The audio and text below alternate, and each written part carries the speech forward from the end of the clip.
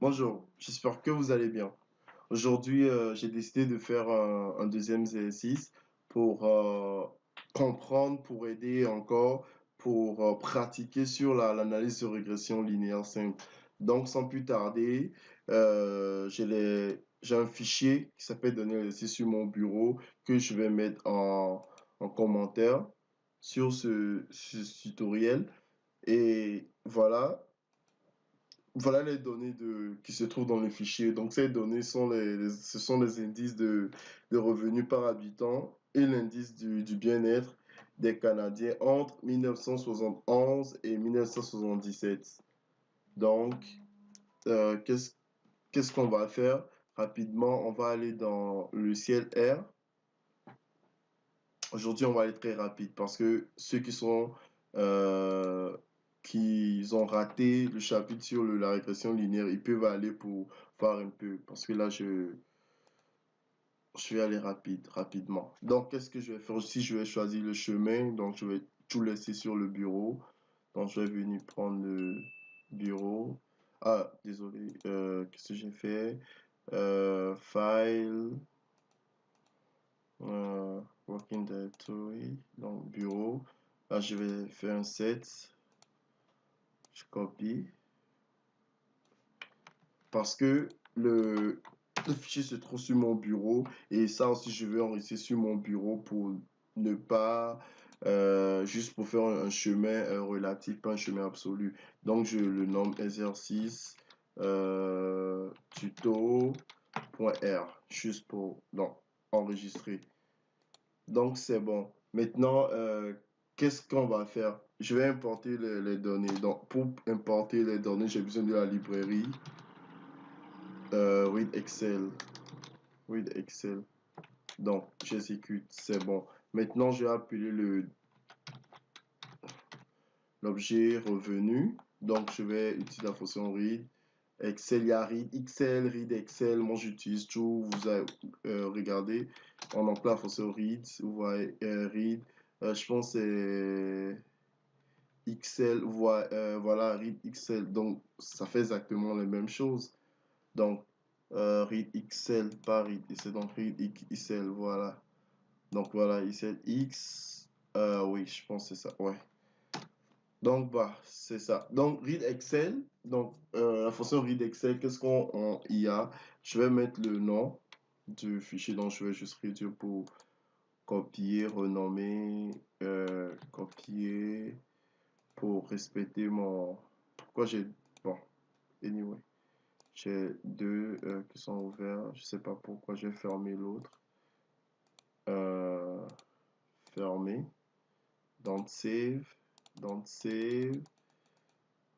Ok. Donc, je colle. Donc, ensuite, sheet. Faut pas qu'on perde de temps. Le nom de la feuille.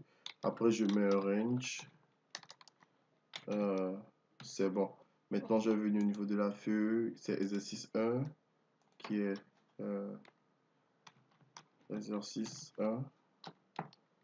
Le range, c'est-à-dire la plage. Donc, c'est de A1 à B28. A1 à B28. Ok, donc je vais exécuter pour voir. C'est bon, c'est bon. Ah oui, ici, il faut qu'on change le nom des colonnes. Donc, parce que ça va nous poser des problèmes. Parce qu'il y a des espaces, il y a les... Vous voyez? Et ici, lorsqu'on fait du traitement des données, on ne va pas modifier les données dans la source. Donc, automatique, depuis la source, soit on duplique le fichier ou les données, et puis on essaie de faire une modification sur les données dupliquées. Donc, on n'ouvre pas les données pour faire une modification directement comme ça. Donc là, je vais utiliser une fonction callNames. Voici ça. CallNames. Donc, je vais utiliser revenu. Il faut que j'aille vite. Qui va prendre. Je vais aller me pointer sur la première. Voilà. Ensuite, je vais le nommer i revenu. C'est bon. Maintenant, callName. Revenu.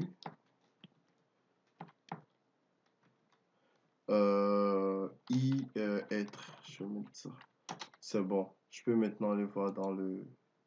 Vous voyez, c'est pas beau ça? Bon, c'est beau. Maintenant, qu'est-ce qu'on va essayer de faire? Oh, la visualisation, c'est très important. Donc, nous allons faire la visualisation. Pour faire la visualisation, j'ai besoin de plots. J'ai besoin de quoi? Revenu. Donc, revenu.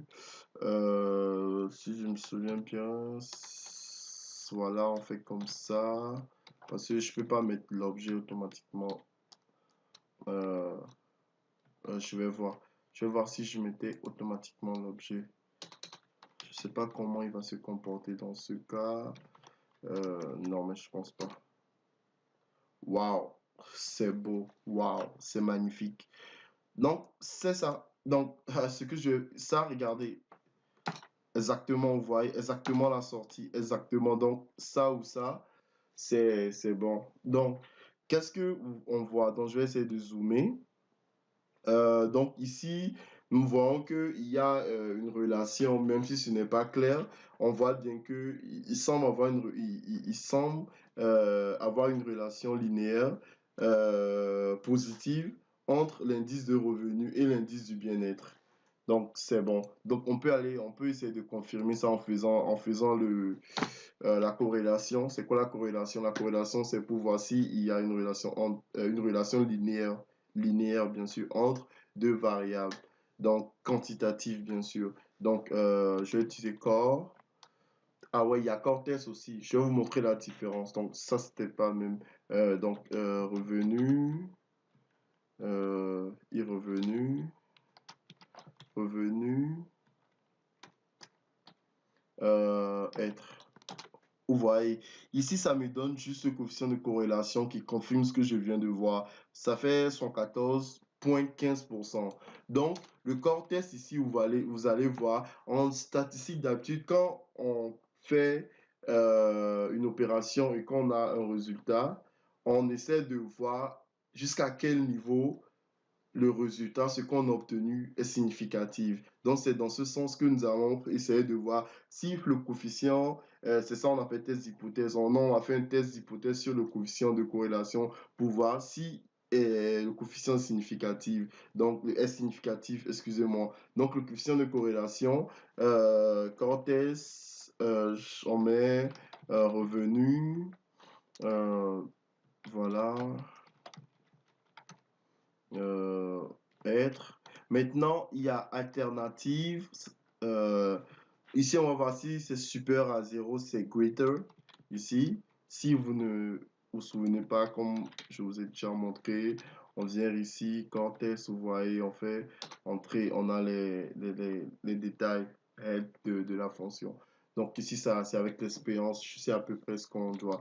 Donc ici, par défaut, le conf level, c'est-à-dire l'intervalle de confiance par défaut, ici, utilisé par Cotes est 0,95, c'est-à-dire l'alpha est 5%. Donc ici, on peut le modifier en faisant conf level, je vais le mettre à 1%, donc ça fait 0,99.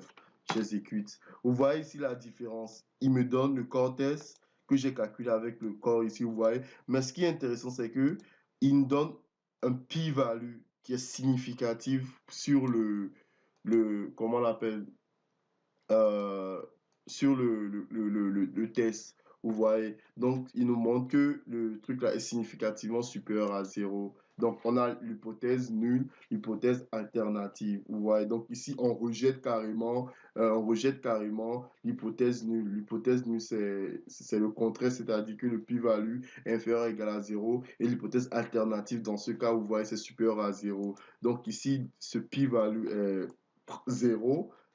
Vous voyez 0.0, donc c'est ça. Donc, bref, je ne veux pas tarder là-dessus. Si vous voulez, je peux faire après des tests, vous expliquer comment ça marche, les hypothèses. En tout cas, on va y en revenir. Donc, rapidement, c'est bon. Maintenant, je vais essayer de construire le modèle. Le modèle modes, on va utiliser la fonction LM, qui est linear model, c'est-à-dire le modèle linéaire. Donc, revenu. Voilà. Ensuite, non, ici, on le fait. Ici, qu'est-ce qu'on fait? on va essayer de voir l'indice du bien-être en fonction du revenu. Donc ici, on fait, excusez-moi, y être en fonction du revenu. Le data ici, c'est revenu. Ensuite, je pense que c'est bon, on va exécuter. C'est beau. Donc, je vais faire un summary pour voir. C'est beau. Donc, vous voyez ici, on a un p-value qui est global ici, qui veut nous montrer que le modèle est significatif en quelque sorte. Bon, pas en quelque sorte, mais le modèle est significatif. Donc, ici, ça, c'est sur le quoi? Ça, c'est sur la pente. Donc, si on a une seule variable, vous voyez, on a juste une seule variable. Donc, ce qui nous montre que c'est normal qu'on a le même p-value au niveau du modèle et au niveau de chaque variable. Parce que lorsque on va faire une régression, la régression multiple, cette p-value nous montre si les variables utilisées dans le modèle sont significatives. Vous voyez, donc on aura plusieurs variables et puis on aura les p-values sur ces variables pour voir si ces variables sont significatives. Si elles ne sont pas significatives, on va savoir comment les éliminer. Donc, c'est bon, je vois que ici c'est bon et c'est bon. Donc ici, on a la pente, on a l'ordonnée à l'origine, intersect, donc c'est ça. Et aussi, c'est bon. Donc, c'est tout ce qu'on veut voir. Donc, ici, on ne faut pas oublier. Donc, ici, je peux dire ordonnée. Je vais récupérer l'ordonnée. Ici, je peux faire mode. euh, donc, mode en faisant mode. Voilà, c'est coefficient, c'est 1. Donc, ça, c'est l'ordonnée. 82. Pente, ça, c'est optionnel. C'est moi-même qui fait ça. Donc, coefficient, c'est 2. Donc, ça, j'essaie juste de récupérer la pente et l'ordonnée.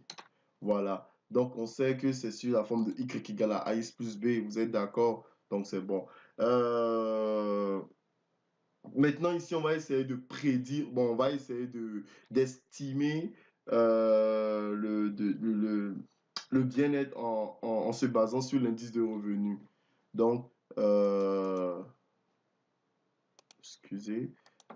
Donc, on va utiliser la fonction predict lm.lm parce que ici, le modèle, c'est linéaire qu'on a utilisé. Donc, mode, new data.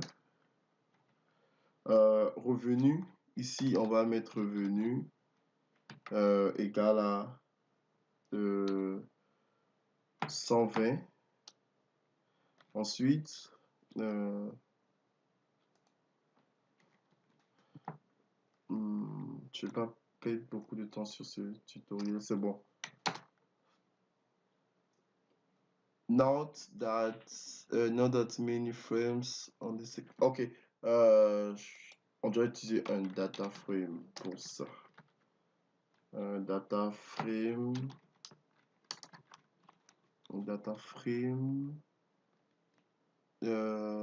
Oui, c'est bon. Ok, il manque une parenthèse. La parenthèse. Je pense que c'est bon. Exécute. Ah ouais, ici c'est le i revenu, pas le. Ouais. Donc, c'est le i revenu qui est Ici, je vais exécuter, vous allez voir le plot. Qu'est-ce qu'il me dit?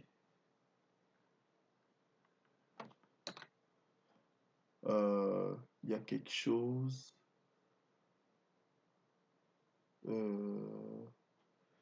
Il me dit invalide, quoi.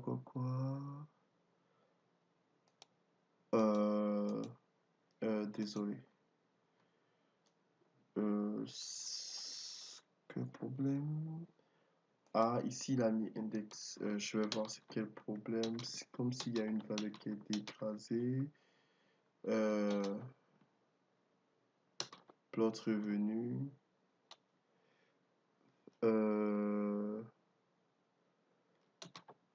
Donc, au niveau du modèle, y être, ça, data, c'est revenu. C'est bon. Le modèle, c'est bon. Donc, ça, c'est mode, new data. Data frame. Ah, je pense que ouais, ouais, je l'avais écrasé. Ok, c'est bon. Ok.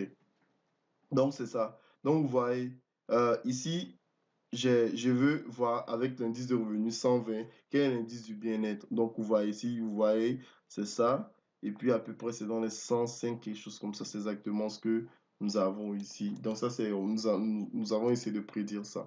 Donc, on va pas traîner. C'était pas trop le. Donc, il est déjà 15.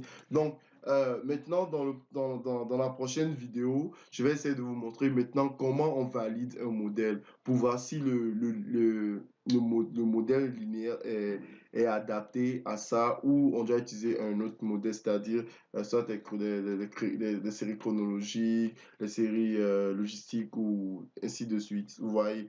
Donc, régression logistique et autres. Donc ici, c'est bon. Comme on vient de le faire, c'est parfait, c'est bon. Maintenant, la prochaine vidéo, je vais vous montrer comment maintenant on va sur ça et vérifier les hypothèses sur les résidus. Donc, je vais enregistrer et puis on va continuer sur ça la prochaine fois. Merci. Si vous avez aimé cette vidéo, n'hésitez pas. Abonnez-vous premièrement à ma chaîne YouTube et merci. Bye bye.